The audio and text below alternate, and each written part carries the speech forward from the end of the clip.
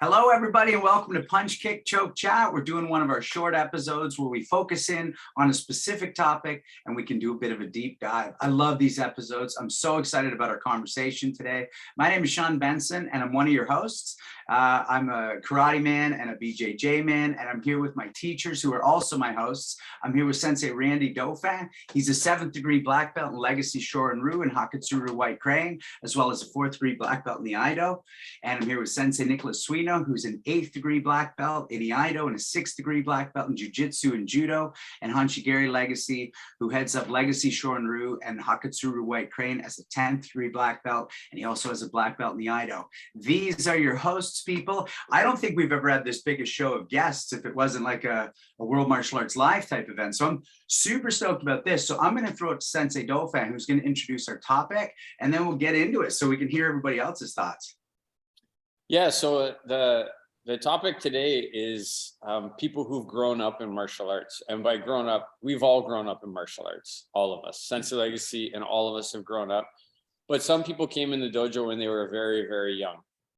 Right? Like I know for firsthand experience, the first time Senseis Legacy and I ever saw Robert was the demo where we were opening this dojo in Kitchener. And Robert was there at that demo with his father, and he was 5 years old. Even though his dad lied to us and said he was 6, but he was 5 years old. Okay. And as I said, the first time I ever saw Dan, he was a teenager sitting in Tatahisa in East Lansing in front of the dojo, waiting for Sensei Suino to come in and open the dojo so he could come in and train. But I know that he actually started training even before that. Robert now is a 4th degree black belt. Dan, I know, is a black belt in multiple martial arts, but I was happy to just see him graded to his 6th Dan in the Iaido just a few weeks ago. I was happy to be on the floor with him while that was happening. And Ryan, I'm not sure what your rank is, buddy. Can you chime up and tell us what your rank is? 3rd Dan Kempo Karate. 3rd Dan in Kempo Karate. Ryan, his family has been a big supporter of Legacy Shorin-ryu, and we've tried to always support Silent Tiger martial arts. And Sensei Legacy and I have had the chance to watch Ryan grow up in martial arts, not maybe every day, but definitely he was just a little kid when I first saw him. Has always been incredible. If you get a chance to watch this guy do karate and you don't, you're missing out on something. And then the last thing I want to say is, you know, Sensei Suino, he was 8 when he started doing karate. So he's grown up in martial arts his whole life too, and maybe doesn't remember much before martial arts. So that's what we're gonna be talking about today, Sean. Love that. So let's just kick it off with a question for everybody. So the way we're going to do a lot of this is just kind of go around the horn. And then as always, if you're new to the show, we just crack it open and we get into it. So the one thing, we'll start with you, Dan, and then you, Robert, and then you, Ryan. So we'll go in that order. How old were you when you were first brought? Were you brought or did you choose? And at what age did you then choose to start going? At what age did you go, no, I'm now just going, Mom or Dad? What about you, Dan? Yeah, well, I think I was 7 when I started. It was my mom's idea, and she just said, you know, you're going to go to karate, and she just called it karate. It was Taekwondo. It was in some small community building somewhere in Lansing, Michigan. Don't even remember where, but I knew I loved the first time I went. I still remember my first teacher. His name was Gary Voss, and he was really excellent. So I think the answer is I just went because my mom took me, but as soon as I stepped on the floor, I knew I wanted to be there. That's awesome. So one class and you're like, yeah, I'm going to the next one. I'll get there on my own if I need to. Oh yeah. That's awesome. How about you, Robert? Yeah, I mean, since they mentioned I was 5 and my parents brought me, they lied and said I was 6 because you needed to be 7 to train. So they said it's only a month till the 7th birthday. It was actually a year and a month away, but it seems it worked out okay. And yeah, I just remember being petrified. And so, you know, didn't really want to go into the dojo since they don't, you know, towering over me, put his hand on my back, said, you wanted to come do some karate? And I fully intended to say no. And I just, okay. And then that was it, into the dojo. And I don't actually remember exactly when I started coming for myself, but I know by the time I was about 12, my parents said, we're not going to take you anymore. You know, you have to find a way to get yourself there, or we're just going to stop. And so that's when I, you know, started biking an hour to get there, or taking the bus for an hour, and kind of made that decision for myself and made it my own. So Yeah. Yeah, so it wasn't like a day, it was just a fluid, all of a sudden you're just going on your own. Well, I There can was a- chip in on that, Sean, because Yeah. his mom came to me and said, "We're moving to Waterloo. Can you recommend another dojo?" And like my heart just kind of like crumpled, right? And I'm like, "Of course I can recommend another dojo for you." And then after 2 weeks, all of a sudden he was back at our dojo. and I said, "What's going on?" And she's like, "Well," and Robbie's parents are Czech, and so I'll do a bad Czech accent. And his mom was like, "Well, Robbie cry every day, and he say, I want Sensei Randy. I need to go to that dojo." And so he ride his bike now. He come every day on his bike, and then he just in winter wherever he started riding his bike. I think you're around 12 when that happened. That sounds about right. Yeah. And what about you, Ryan? How about you? I started when I was 6. My sister was training at the time, and my mom was a black belt at the dojo we were at. And I guess I kept bugging my mom to try, just on the only instinct because my sister and my brother and my mom were doing it. And then we started about 2-3 years later. That's when my mom opened up her own dojo. And then, yeah, I just fell in love with it ever since, you know. But yeah, me and my sister are like really, really close. So just having her do the martial arts with me just made me, you know, just fall in love with it, you know, competing against each other, right? Yeah.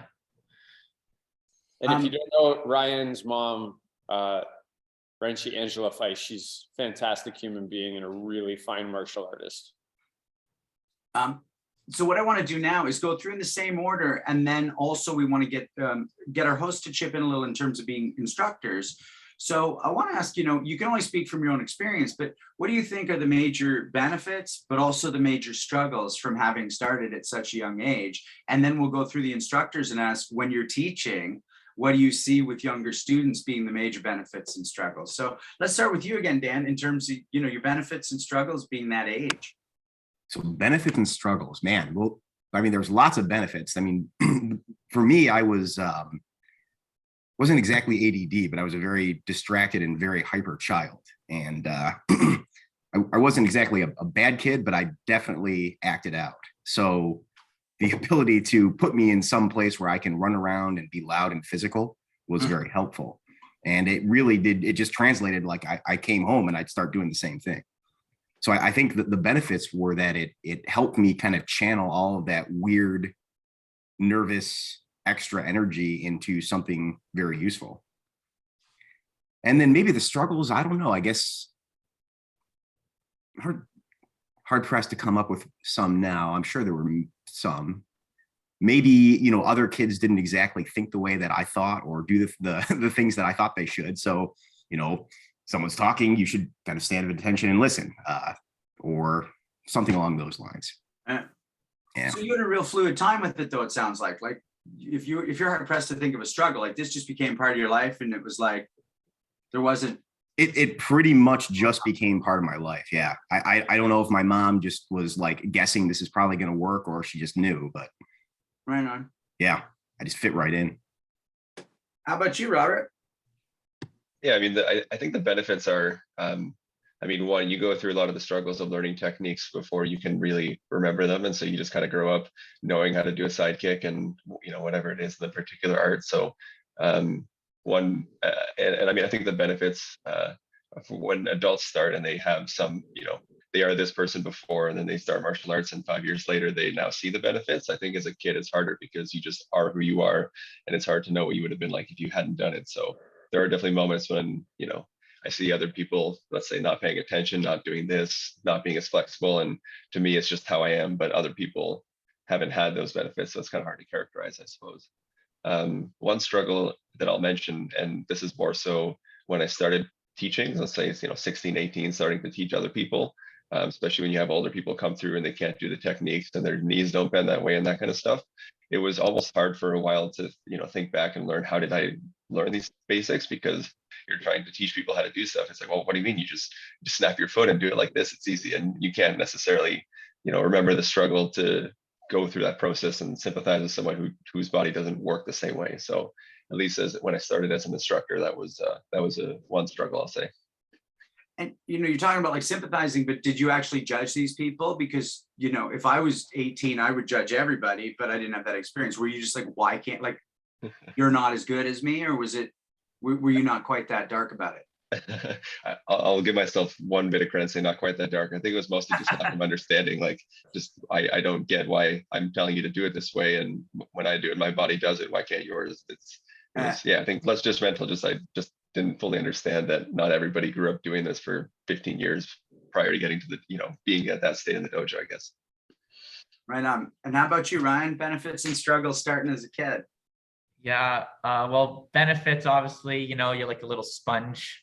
Like I started when I was 6, right? So, and I feel like when you're a kid, like everything's just so much more interesting almost in a way. Like you have all these older people around you and you're just like looking up to everybody. I think that was a good benefit. It just it almost like it made you want to do better for everyone else, at least for my situation. Like my sister's older, so like I was always trying to get to where she was, right? And yeah, so that was the benefits there. Definitely when I started teaching also younger, probably the same thing Robert said, just trying to realize maybe everyone else doesn't do it as easy as you do, because they're not as bendy, or, because their mom's not looking down at you, making you do the technique, right? As my situation was, right? But yeah, no, a lot of benefits. And before we pivot to the teachers to talk a bit about, when I was 5, I started music. I started actual piano lessons, and it's the only thing I still do to this day from age 5. And there's things I can just still play from when I was 5 that I don't have to think about. My hand and mind work in certain ways. I can't even imagine having that with martial arts. It'd be lovely. Sensei Suino, let's use you as our pivot.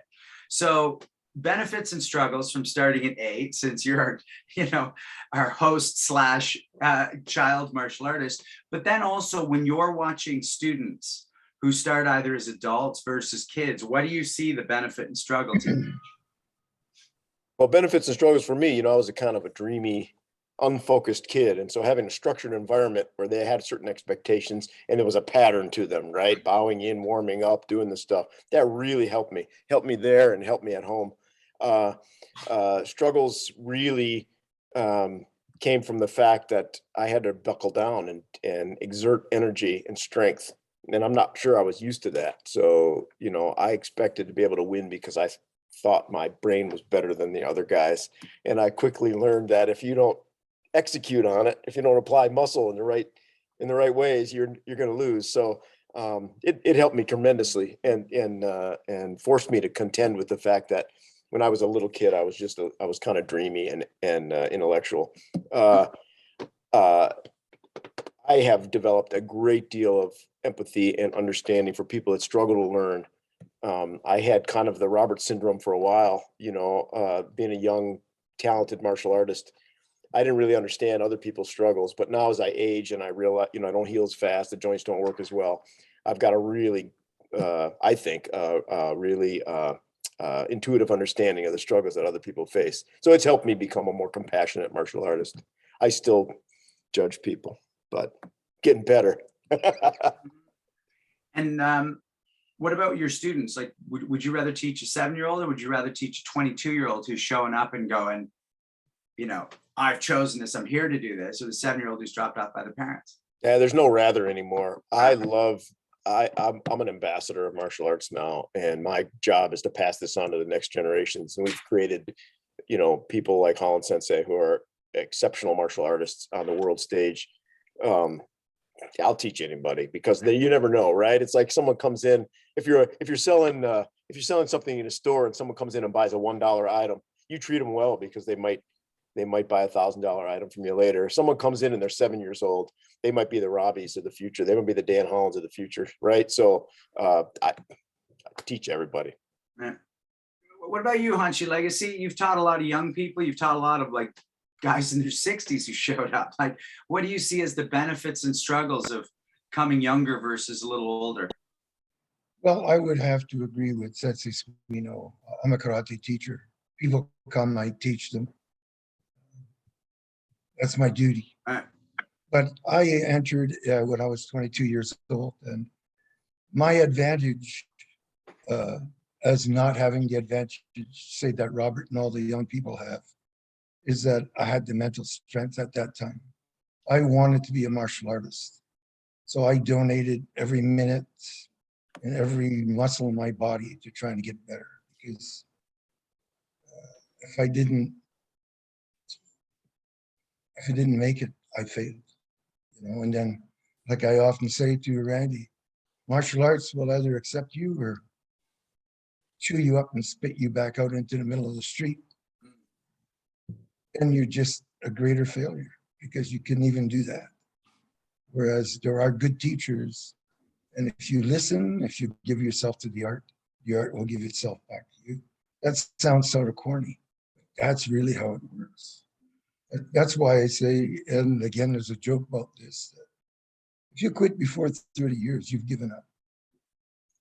Because no martial art is going to give out its secrets or its, I guess secrets is a good word, on someone who just spends 5 or 10 years. You don't deserve it. And this is a martial art. Some people don't think that much of it, but it's one of the greatest things in the world when you stop and think about it. It takes a doctor, 7 years after graduation to be a doctor. To be a martial artist, a true martial artist, takes 35 years. You should not get a 10th Dan before you're 70. So there's a lot to be covered there.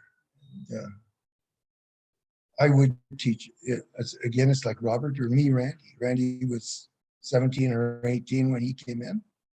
And 6 or 9 months after, I told him, out of all the people here, I would pick you. Because you see something in somebody. And Robert was Randy's vision, etc. And likely Sensei Suino's vision lays in through you. So I'll end there instead of dragging it out. Thanks, Hanchi. Thanks very much. Sensei Dauphin, you're one of the people on this call. You started with at age 5. You've also taught older people. What do you think are the benefits and struggles for the students? I think for the younger kids, one of the struggles is just really the technique, right? You find yourself in a room where you got to do randori with somebody who's literally like 4 times your size, or you gotta, Robert's trying to fight me and I'm on my knees trying to help him with sparring. So he's not getting to experience, if I front kick him, he's flying across the room, right?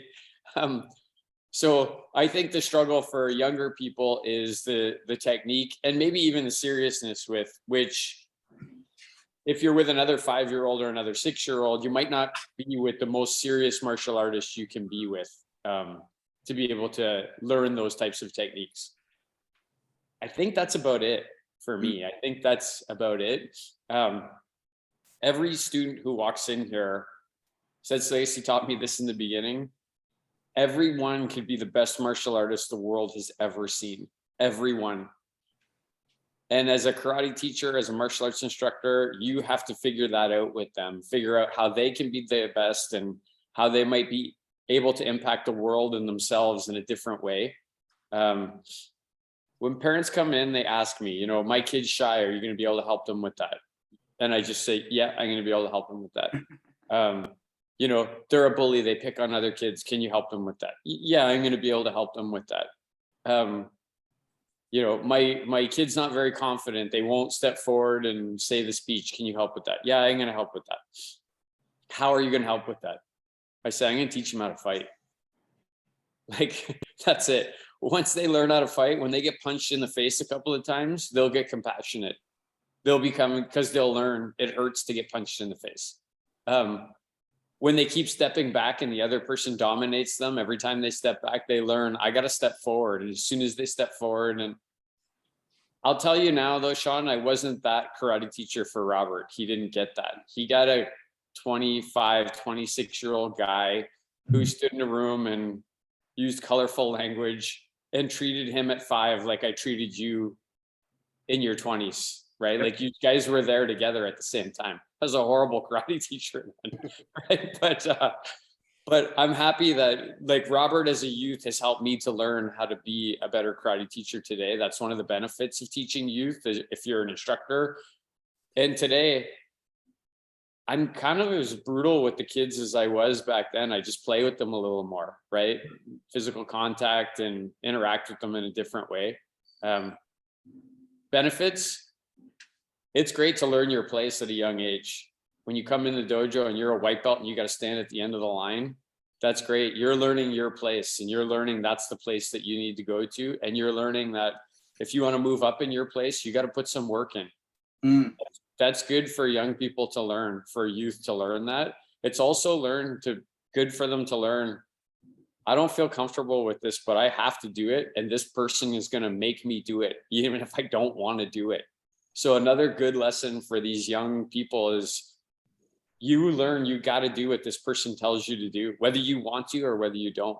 And then I think from there builds the trust and the relationship that grows over decades. Thanks, Sensei. Let's flip the order here. Let's go Ryan, Robbie, Dan. What did you have to change? Because Sensei Dauphin mentioned a lot there fighting. What did you have to change about your fighting style? I mean, presumably when you're 6, you're being taught to wail as hard as you can just to develop some stuff. Not always, but what did you have to change as you grew into an adult fighter, Ryan? Yeah, I guess when I was a kid, I had that, like, fighting everyone bigger than you, right? All the black belts ahead of me, basically you'd go in there and you could throw something at 100% and it would be nothing to them, right? And then as you grow older, you have to realize, okay, I have to scale back, I have to scale back, I have to scale back, because you're getting to a point where your technique and your power can really hurt somebody, right? And then you realize, okay, stepping back, and then you work on different things, right? When you're a kid, you can, like I said, throw yourself in there 100%. And then now, I guess you just look at it differently, depending on which student you're fighting with, if we're talking about fighting. And did you have like a moment where you realized that emotionally, or was it a moment where you hurt somebody and realized that? Like, how did that layering of understanding come to you? I don't think it happened at a specific time, but if I had to guess like an age where I really see it more, I would say around 12 to 14, probably. Yeah. Where you're growing into your body just like a little bit more. Yeah, I want to say I remember seeing Ryan at around 14 or 15 throw like a jump spinning wheel kick at a guy's head and stopping it and I always thought that was an impossible thing to do. Like, I've thrown jump spinning wheel kicks at people that I wanted to destroy, but I never thought I could stop it. He stopped it like midair and then dropped down and looked at the guy. It was crazy. What about you, Robert? What was your journey through changing your fighting? And I may as well throw in the same question. What led to the changes? What things happened that made you realize you needed to? Yeah, the big thing that sticks for me, and again, it's funny, it just goes back to fighting, but starting as a physically smaller person, and the fighting style is mostly how do I get in, how do I get past these long arms and legs of these other people and move into a point where I can actually hit people and then get myself back out again. So kind of a very agile, I guess, move in, move out, and don't stay on the outside of other people's critical range, because I have no hope of touching them from there. And then now, whatever, growing into a 6'1" body, it's okay, now I actually have these arms and legs, but I still move as a person who's trying to get in and not thinking that I now have the advantage of distance and time. And really, it was just about learning to use that to my advantage and just changing the fighting style accordingly. And there's definitely a time, let's say 16, where I'm most of my size, but still fighting like a tiny person and just getting clocked by sensei because I'm not using those tools to my advantage. And so it was just that mental shift of, switching to the new reality, I guess. And yeah, similar to what Ryan said, it definitely didn't happen overnight. I don't know that there was a particular moment. It was just that repeated lesson of don't move like that anymore. You have to adjust to your opponent, and most of the time you're no longer the little person. So it was definitely a lesson that took a few years to cement in.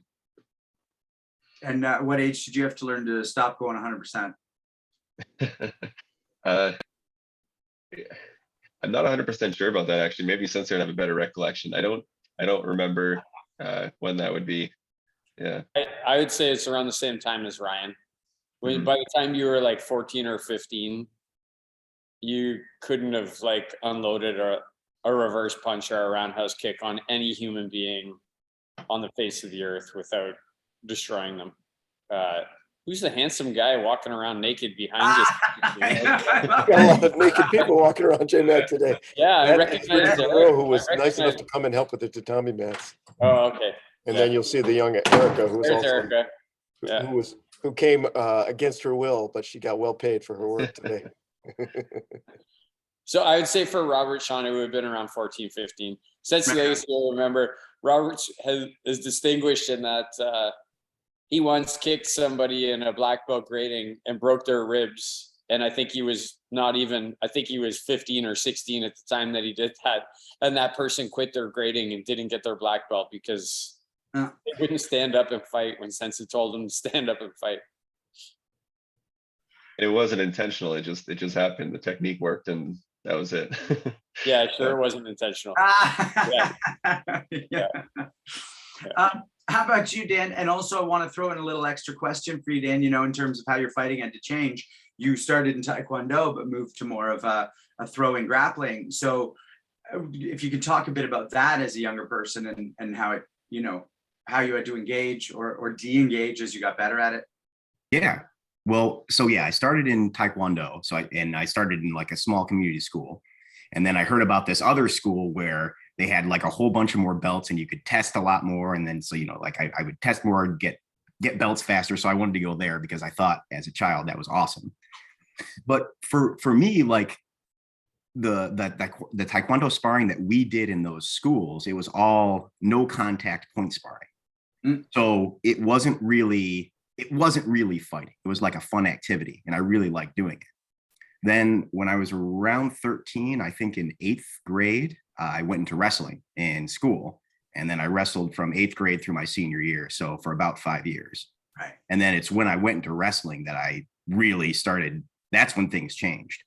Because, you know, like when you go to join a wrestling team, it's similar to the dojo in a way that, you know, it's a bunch of, you know, young people going at it, doing their thing. And it's very structured, but it's also, at least in my experience, high school wrestling it's not run the same way that a dojo is run. I mean, there's a lot of really, really aggressive kids in there, and wrestling is it's just rough hands the whole time from the kids, from the coaches.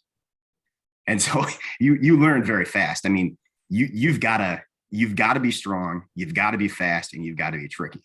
And that really changed my view on how to compete against another person who's trying to get me. So let me expand on that a little bit with you, Sensei Holland, because if you think about it, you know, you're at that age where everything's competition in a sport, which is also a brilliant martial art, wrestling, to go, I need to win. I need to win this moment. I need to win every match. And then at what point did you then move back to martial arts more classically? And did you have to adjust, you know, both the ego and the competitive nature of it? That's a good question. I don't even know if I remember. I suspect that was challenging to some extent. Although really, like I'm not, in my personal, just the way that I am, I'm not very competitive or aggressive. Although I will tell you, there is something about hearing a wrestling whistle that it flips the game. And I wish I had some video of my old matches, because I really just in my mind was very vicious, and it's not really who I am. It's just, you know, what you do when you compete. But I don't think, or at least that's what I did. But I don't think that, I think that when I was in the dojo, I wasn't that way. I didn't have that same feeling. Sensei Sweeter, did you ever have to take the edge off of Sensei Holland from his competitive nature? Never once. Never No, once. really? Never once. Yeah, I'm really not, Wow. yeah, very aggressive guy. So there's a question here, and by the way, Robert sent me some ideas, and I really appreciate it because, you know, a lot of times our guests don't write their questions, but at the same time, having a unique perspective, it's nice because he is also part of our PKCC show. And this is a question I'm really interested in. So we'll start with you, Sensei Holland. When you first had to start teaching people who were older than you, teaching adults when you're younger, again, please talk about how that experience was. Did you bump up against anything? You know, that's a journey, that's a gauntlet. Yeah. Well, this I do kind of remember. So when I first started teaching, I was at another school. I'd finished Taekwondo and went to some another place that was like an eclectic martial art. They taught a whole bunch of different things kind of put together. And I was just asked I was just there all the time. So they asked me to come teach. So I'm like, okay, yeah. But I was really like an assistant instructor. It really wasn't until I went to Itama and started really taking over. And eventually when I took over Itama itself, I was 24. I'd been doing martial arts for a long time, but really my experience was physical, not interpersonal. And I felt really, really uncomfortable being a very young teacher. The majority of the people who came in were older than me. There were a lot of college students because we were on MSU campus, but they were like my age or older. It felt really weird. And it was hard for me to get over that. Mm-hmm. What would you tell that kid now? What would you tell him, like, in terms of teaching? If you could be like, hey, do this. Yeah, you teach, you got to do it. You've got to gain the experience. The only way that you are going to be comfortable teaching other people who are older than you and more experienced within you is to gain the experience yourself. There's no other way. What about you, Ryan? When you first started teaching people older than you, how'd that feel? And did you bump up against anything? Yeah, that's a good question. I definitely felt uncomfortable at first, you know, being young and thinking, you know, you can, you know, tournament was nothing, you know, teaching someone younger than me was nothing, having to train with people older is nothing, but having to teach someone who's older than you, it really, really makes you have to be wordy, I guess, in a way.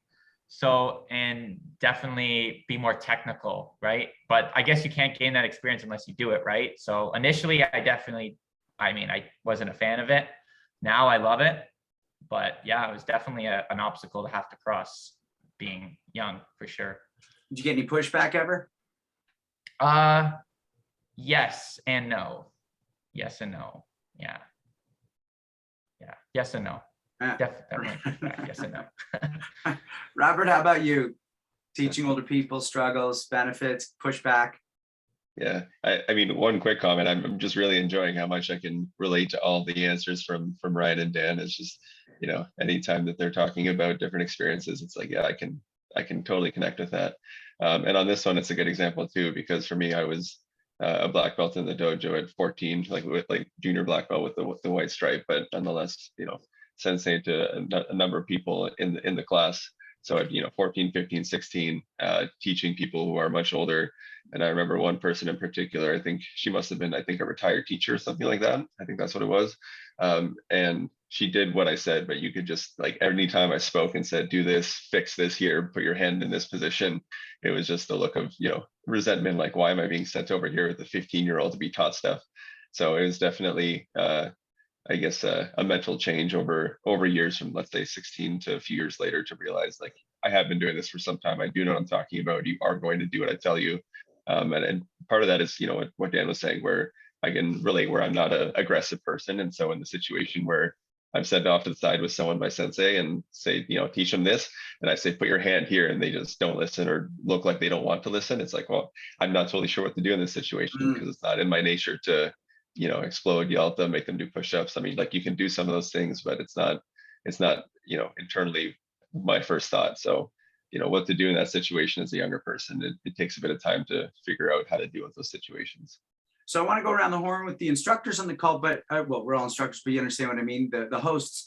But I want to break that one bit open for you, Robert. Did you find the version of yourself that yells, explodes, and makes them do push-ups, or did you realize that's not your teaching style and mature into what is your teaching style? Yeah, I would say I do have that switch now. I think that, you know, it took a while to develop that switch, but you know, especially with the right teachers and kind of learning that sort of martial arts spirit from, in my case, from Sensei Dan, you do develop that switch. And even if it's not your personality or your instinct, you know, there are moments in the dojo when you have a class of people not doing what you're listening or not listening to what you're telling them, and you know that it does fire, and you say like you get upset and you say, okay, everyone do these, you do your techniques, or we're going to start basics over again. And then they don't do it, you start basics over again, and you just, I don't know, I guess especially from, let's say, 15 to, you know, now or a few years ago, yeah, I don't know, you develop that switch and you become more confident and become a little bit older and more mature and more experienced, and it just clicks together at a certain point. Right on. I love the nodding on the call at the word, that switch, the phrase. Sensei Dan, let me jump to you with this. So, you know, when we're talking about teaching people older than you who have more life experience, more wisdom, but they don't know anything about the martial art you're showing them. You know, for me, Sean, one of the things that's the test for me, if you're a younger person under 16 and you think you want to be a black belt, I am going to put you in front of an adult and make you teach them. I did that with Megan Weirda.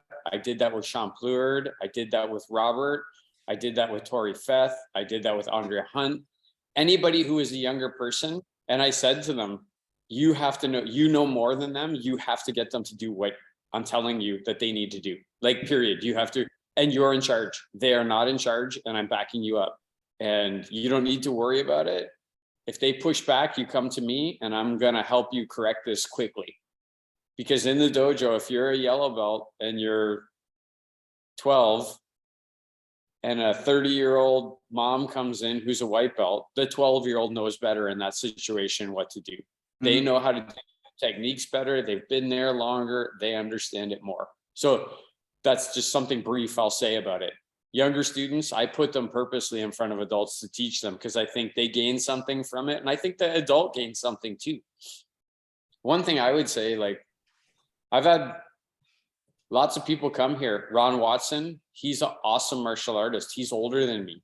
Gary Zoke. I've trained lots of people also who were older than me who came. I'm really proud when somebody older than me who knows more about life, more mature, just understands more about everything except this one thing.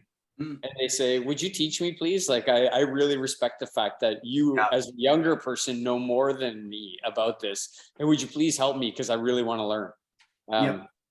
Yeah. And so it's like, you can be old in age, but you also can be old in martial arts and still be young in age, right? Like, when I look at Ryan or Robert or specifically Dan's a bit older than the others. He's younger in age, but he's old in martial arts. Like, it's different. Yeah. Love that phrase. Hanshi Legacy, what about you? You know, experience, either your own personal experience teaching older, wiser people who don't know karate, or how you help your students understand that. Well, I've actually, like I said, I was 22, and that never really happened to me, unfortunately. But, you know, just the same thing is when that happens, you know, just the older student has to understand that it's not always about them. When a class is going on, sometimes it's about having a teacher learn. And, you know, that's a two-way street, if you know what I mean. The one thing I like to recognize, though, because I'm lacking in that youth part, who's the other youngest person here? Likely Ryan? Am I right? Yeah. You know what I see in all of us? What is, even by you telling your stories, what do we all have in common? We are all made from that same cloth. There were other persons that were in our same situations. Karate picked them out in the street. You know, it's like, and I hope this is okay, but it's sort of like you go to get a seed planted in you and you have good soil, or you're a good host. You belong there. And then look at us. I'm 76 and he's probably what, 9 or something? Just kidding. But you notice that karate or martial arts, not just karate, all martial arts, didn't spit us back out into the street. Because you were right, Dan. You were in the right place. That's why you left the other places and came to the right place. We're all martial artists. We're all from the same cloth. We have that in common. So remember that while you're young. Again, still don't forget the old guys.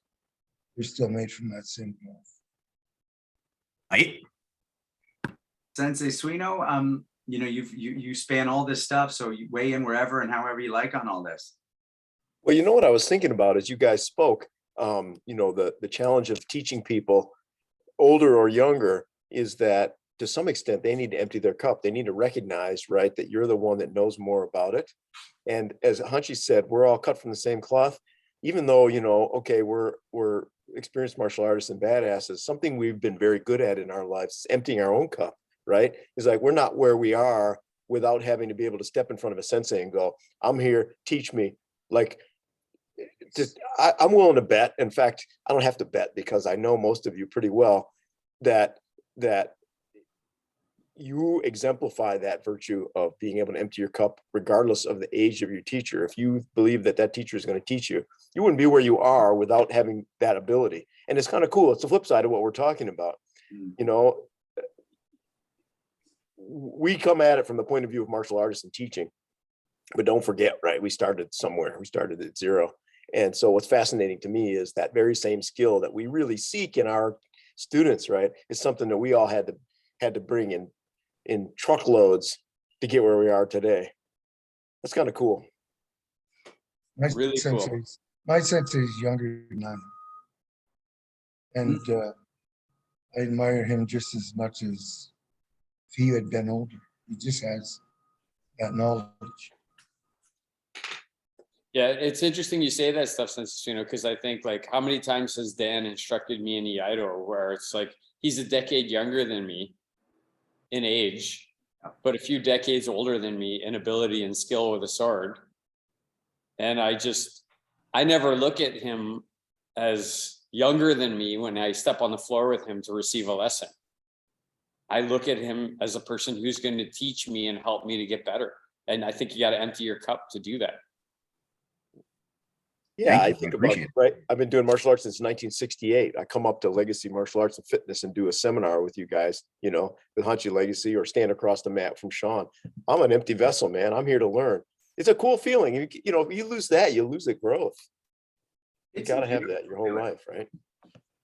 Yeah, I don't have a ton. I haven't taught a lot of people in karate older than myself, but I had the experience as a student, because when I started doing the BJJ, I was in my 40s. I was a 4th degree black belt, you know, successful man in life. And I'm being taught by some 24-year-olds. And I don't know anything about BJJ, but I know a lot about martial arts. And it was actually you, Robert, as a younger instructor, who made me go, you know, he would be the right guy to teach someone at the club. And also you, Sensei Dauphin, who jokes that you weren't a good teacher in your 20s, but you were a brilliant teacher in your 20s. And I got the benefit of it. And I was like, imagine if this was a Sensei Dauphin and you didn't listen to him, you'd be making a big mistake. Because while he only knew 20-something things about life, he knew what he knew about martial arts, which was so much more than I knew at the time. So it really helped me be humble as a student in my 40s to relate to teachers like you, Robert, who are younger, and like you, Sensei, who was younger. It was a really cool thing for me, you know, and I like that we're talking about that humility and emptying your cup, like whether it's us as students in new arts, even though we're masters in others, or as a way to relate to the adults we're going to be teaching and go, oh yeah, it's a chance for them. Like the monks, we give them a chance to do that and they can take it or not. Sean, I just want to chip in on one thing. I can't say this about you, Ryan, because I haven't watched you instruct, but I can say your students are Delton. Can't remember that other kid's name. Those kids are like, I say kids, young men. I shouldn't say kids. I don't want to be disrespectful. They're young men and they're total badasses. So you're helping them be amazing martial artists. But I said to Sensei Suino when I was at JMAC last time that I noticed a difference in Sensei Holland. When he's teaching and when he's on the floor, his presence is becoming more commanding. And I noticed that same difference in Robert from teaching, that his presence is becoming more commanding when he steps onto the dojo floor. And that switch that we were talking about is there, like, because you understand this is your job. Like, your job is to teach it by hook or by crook, by push, pull, guide, like however you need to do it, you have to get them to that spot where they need to be. I just want to note that I, as a person who's taught for a fairly long time now, yeah, and Robert's one of my very first students. Sean and Robert are two of my, they've been with me since the beginning. They've seen every failure I've ever had in teaching. Probably they've experienced them. So, you know, we are winding down a little on time, but I want to go around the horn for everybody on a question. We're talking a lot about student teacher. And so this isn't as much about starting young, but you'll have a unique perspective having started young. Do you teach just like your teacher? And if not, at what point and why did you diverge? Let's start with you, Ryan Fice. I would say no, I don't teach like my teacher, but I also do a lot. So my teacher was my mom. And then throughout when I was younger, my mom was very good at throwing me around and introduced me to a lot of different people who would also give me a perspective that maybe she wouldn't have. And she's like, you need to listen to this person. You need to listen to this person. So I think in a lot of ways I do teach like my former instructors, but a lot of ways I don't, right? Because maybe I see something works now that might not have worked, you know, previously. But I feel like generally, from like the core material wise, if that makes sense, I definitely teach very similar to my my instructors. Right on. Robert? Yeah. Oh, pardon me, Ryan. I don't mean to interrupt. Sorry. I was like, yeah, I definitely teach a lot like my old instructors, but maybe just you definitely have to add your own, I guess, I like to call it a little bit of spice. You got to add your own spice to what you do. Like that term. I'm going to Sensei Sweden why he's nodding so much on that. Robert, what about you? Yeah, I think I have a very similar answer. I mean, you know, I'm not Sensei Dauphin. I started at a different age. I have different thoughts and interests and things like that. But I think for the core of it, I do teach the same, and probably even unintentionally find myself using a lot of the same words and, you know, ways of showing things, just because that's how I learned and that's what's in my brain. And so I think a lot of that just comes out even without intending it to be that way. So I mean, I'll let Sensei Dauphin chip in on that too, but I think for the most part, I do teach very similarly. And when you don't, what is it you're bringing and why?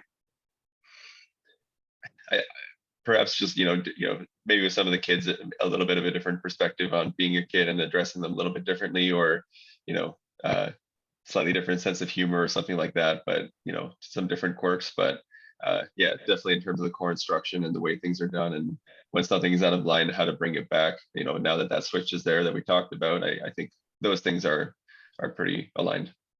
Right on. Sensei Holland? Similar answers. I mean, it's yes and no. You know, when you teach, you really have to do this. You have to do so very sincerely. And I don't just mean like you have to care about the other people. It has to come from you, from your core. And what happens when we work with our instructors? Well, some of their core is passed on to us. It's absorbed. We assume part of their spirit. I don't know. And then, of course, then when you teach sincerely, that part comes out, but you don't absorb everything. You're a different person. So some things come from your own experiences, your own thoughts, your own capabilities, and some things come from what was directly transmitted to you by your teacher. Sensei Dauphin? Yeah, I teach extremely close to how a Sensei Legacy and Sensei Suno teach. Like, I actually aspire to teach almost identically to the way that they teach. I'm really inspired by them as instructors. Like, and one of the things I always tell myself is, I ask this when I have a student here who's struggling, how would Sensei Suino handle this? How would Sensei Legacy handle? What would they do? Not only what would they do, what would they say? right? Those words and that instruction worked for me, right? Now, of course, there's things that I gained on my own as I went through. But the other thing I would say about when I have a challenging student or I have something that I come up against, it's good to add your own spice if you have some idea about, okay, I think this will fix it. But Sense Legacy and Sense will both tell you I've spoken to them at depth about students and challenges that my students are having, and what should I do or how should I help them? What would they do? Right. So maybe someday I'll have my own way that will be, but I don't think so. I think I'm 34 years into instruction from Sense Legacy, and now I'm not a quitter in EIDO. I've surpassed the 30-year mark in EIDO, and it's always worked for me. So I'm just going to keep pushing that way. In the end, I just want my name mentioned with those names. I don't need to be some great innovator. I'm not trying to innovate something it's already been working for a couple of 1,000 years. So I don't need to be the person who's going to make it somehow better. I just need to keep kicking it forward. Right on. Sensei, That's my thought. thanks, Sensei Dauphin. And also, if you want to mention Spice or not, Sensei Suno, totally up to you. Vice. Yeah, I like what Holland Sensei said. Authenticity is really critical. You know, we talk about direct transmission in martial arts. I don't think martial arts can be learned without a direct relationship with an instructor. And that's not just the techniques, that's also about teaching. So you soak a bunch of it up, but you can't completely overwhelm yourself. You know, no matter how hard Sensei Dauphin tries to teach exactly like myself or Hanshi Legacy, he's still who he is, right? And it's like you say in the transformation or purification process of martial arts, I don't care how hard you try to be perfect at karate or be exactly like somebody else, you can't eliminate yourself, right? And what it in fact does is it hardens you like a diamond. You're going to transform, and that of yourself that comes out is going to be better because of that work. And I think it's the same in instruction. You know, the fact that you guys have experience with teachers, you soaked up so much of what they learned and become great martial artists, but also great instructors because you're authentic. You're living that. It's who you are now. Love that. I'm just going to chip in quickly because I don't want to have the last word on this. I'd like Hanshi to, but you know, I just wrote down bottom lines. And the one thing I think, you know, and this was relatively recently, I think my teaching took a bit of a step forward when I stopped trying to be like Sensei Dauphin or Hanshi Legacy, but to teach like them because I'm not them. So when my energy, like I have a switch, but not their switch.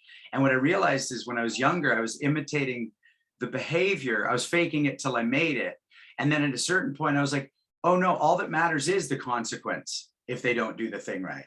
But my energy, which is, I think, maybe a little more laid back, is fine. It just needs to still instigate or institute the bottom line. And so for me, that's where it's like, okay, that way the art stays intact, but me as the one transmitting it also stays authentic. So that's my answer for that. Hanshi Legacy, what do you think? You know, do you teach like your teacher? And if not, where do the changes come and why? Well, we're all individuals to start with, so there's always that part of you. But there's, again, a real sense. I'm going to talk about Benny Allen for a second. I have had several students, but as I mentioned at the Hall of Fame, the reason that I'm successful is because Benny Allen gave me a part of himself, and that will never leave. It's sort of like, and I hate to draw this analogy, but I lack words. When you're a tree and you produce another tree, you're still always a tree. You become that, but you're also part of what made you that, right? So as a martial artist, we're all teaching our own style. You know, the grounds become similar. You're an individual. Always strive to be an individual, but always remember that somebody else gave you life. It's the same as in martial arts. You become great teachers. You can become a greater teacher than your sensei. Don't let him hold you back. As a matter of fact, it's he or her that has to create someone better than them. But the martial arts is going to go into the dumps. So I would expect that he would, Randy, for instance, or anyone else, would take the better parts of me and take it upon themselves to make that better. So of course, while we're still staying with the traits of Shore and Rue, that we are making Shore and Rue better as well. So sort of planting a seed, isn't it? And again, we're all made from the same cloth. And it's just that somebody has to carry it into the future. That's how I look at teaching. My granny's a better teacher than I hope. And if that is so, then I fulfilled my part of my paying back. Thank you, Sensei. Thank you, Haunch Legacy. Ladies and gentlemen, as with these shorts, it's so bizarre. We're doing one topic and we just touched the surface. And I just want to say what an incredible chat this is. And I got goosebumps at one point when you were addressing Ryan Fice, Haunch Legacy, because you did mention the age gap. And it's like, here's somebody who's not going to quit. Here's somebody who's never quit. And yeah, I'm in the middle. It's a beautiful conversation. And I wish we had another hour. We don't. So I'm gonna sort of end it there and throw it to Sensei Dauphin and see if there's anything you want to just button with, or if we just say goodbye to our viewers and our guests. Well, today's a 2-podcast day, which is kind of fun. Later tonight, we're going to be talking with Haunchie George Alexander, which is super cool. Sensei Legacy and I have both trained with him a few times, and colorful person, been in the Marines, trained in Okinawa, good Shore and Rue practitioner, loves Iaido too, Sensei Suino, very loves Iaido as well. So that's exciting. It's fun to be ending this, but knowing we're going to be picking it up again in a few hours. Really, sorry, Sensei Legacy, go ahead. I'd also like to add that, because I may have a mysterious, at this moment, sensei. He is a peer of my sensei and he knows him very well. So This is true. there Yes. could be some important things coming up. Yes. It was really cool today to have these people all together. For me, all of these people are really important in my life personally. Everybody on this call is very important to me in my life. I'm really proud of the people who are younger than me, watching how they've grown, developed, teaching, and I'm really excited about what the next 30 years together for all of us is going to bring. I know it's going to bring amazing things together. Yeah, I know everybody here. We got people in their 20s, 30s, 40s, 50s, 60s, and 70s on this call. And as Sensei Legacy said, all cut from the same cloth, all doing the same shit, all loving the same stuff. So that's fucking cool. I don't care. That's pretty cool. So that's how I want to end with my words. So thank you so much to everybody for that. Thanks, everybody. Have a glorious day, and we'll see you tonight. If you're watching this asynchronously, that won't make any sense. We love you for being subscribers and fans of the show. Ryan, hello to your mom. Thank you. Ryan, great to meet you a little bit more. Yes. Thank you Take all. care, everybody. Rock and Thanks, roll. everyone. Thank you so much, everyone.